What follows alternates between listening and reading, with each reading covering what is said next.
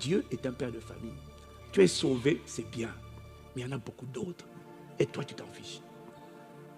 Tu laisses les gens prendre les tribunes sur Internet. Et toi, tu ne prends aucune tribune. Toi, tu dis, je suis introverti. Je n'ose pas. Je n'ose pas.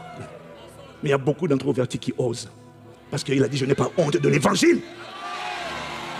Elle est une puissance de Dieu. Mais ce n'est pas que tu n'oses pas. C'est pas ça. C'est que tu as peur de perdre ta vie. Tu n'as pas envie qu'on te critique. Tu n'as pas envie qu'on te regarde bizarrement. Tu n'as pas envie qu'on dise, oh, tu n'as pas envie qu'on te méprise. C'est ça la vérité. Tu n'as pas envie qu'on te méprise. Ça veut dire que tu n'as pas envie de perdre ta vie. Mais il a dit que tu vas la perdre quand même. Il dit, si tu ne comprends pas le cœur de Dieu, les pertes que tu vas avoir, c'est que, écoute-moi, je t'emmène à Luc chapitre 13, je finis avec ça, Luc 13, versets 6 à 9.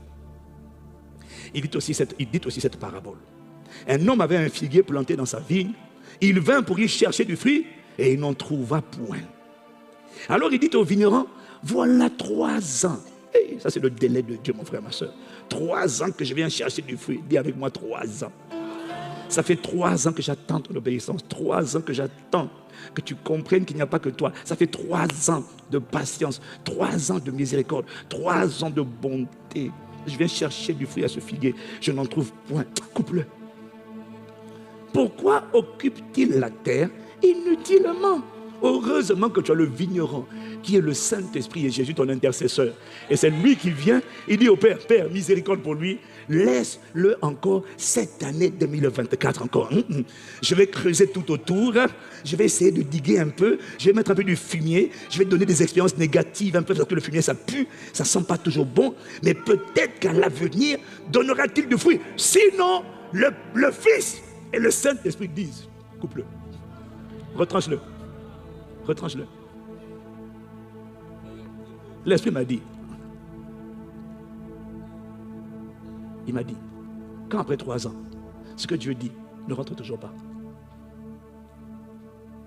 Avant 3 ans, dans la clémence, la miséricorde d'un enfant, Dieu est compatissant. Mais après 3 ans, tu vas remarquer que la manière dont Dieu agit dans ta vie, c'est fini. Avant, tu disais, j'ai prié, j'ai été exaucé. Après 3 ans, quand il n'y a pas l'obéissance, tu vis toujours pour toi. Après 3 ans, en fait, il m'a dit qu'il y a beaucoup de gens. Aujourd'hui, après les 3 ans de conversion, tu es dans la phase de sursis. Tu es dans la phase où tu peux être coupé à tout moment. Tu es dans la phase, en fait, ce que tu ne sais pas, les huissiers sont en route. Oui. Il y a des huissiers qui sont en route pour récupérer tout ce que tu as. Il y a des huissiers, m'a-t-il dit, qui sont en route. Tu n'as pas reçu la vie dans ta boîte aux lettres.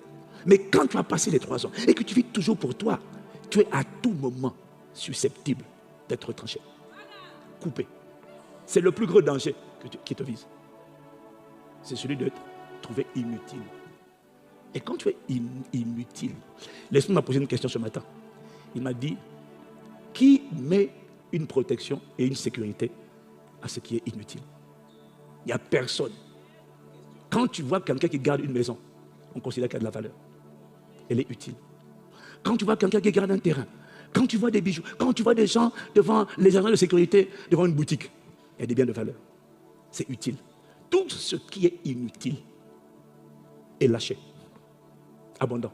Tout ce qui est inutile, on n'investit pas. Personne ne met de la protection dans ce qui est totalement inutile. Quand tu deviens inutile, ta protection, la haie de protection, tu peux dire le sang. Frère, ce n'est pas une affaire de récitation.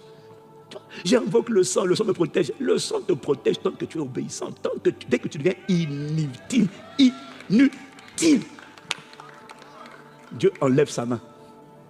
Et ça, c'est terrible. Je dois te dire la vérité. Je t'aime, je dois te dire la vérité.